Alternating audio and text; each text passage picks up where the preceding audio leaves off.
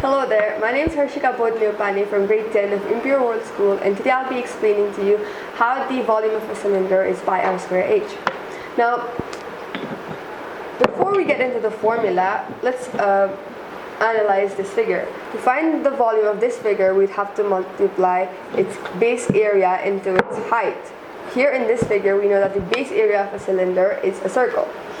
Now, we'd have to multiply the base area, not just the base. So how do we find the base area of this cylinder? For the base area of any circle, any cylinder, the base is a circle. And the area of a circle is pi r squared. But how do we get pi r squared?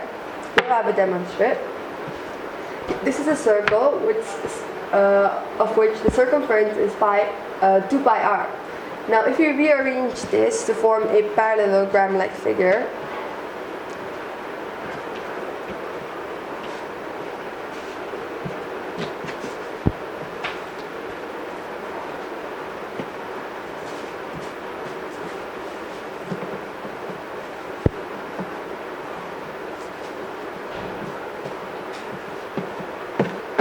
like so. Here we can see that the purple and white pieces have been divided equally into two parts. So we have 2 pi r, the circumference of the circle, and it's been divided equally into two, meaning it's been divided into pi r and pi r. So the two sides are pi r and pi r, and the height of this parallelogram is the radius of the circle, which is r.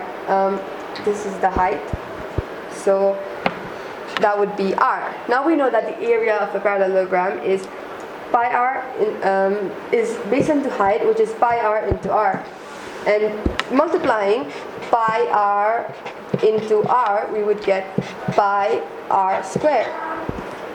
So the base area of a cylinder, which is a circle, the area of a circle is pi r squared.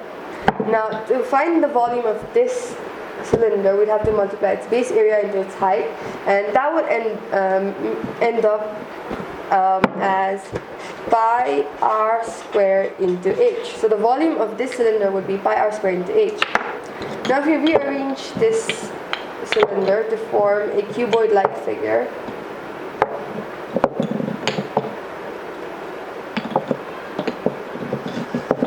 then the volume of this figure 2 would be pi r squared into h, as this figure is occupying the same base area as the cylinder was, and this figure also has the same height as the cylinder earlier.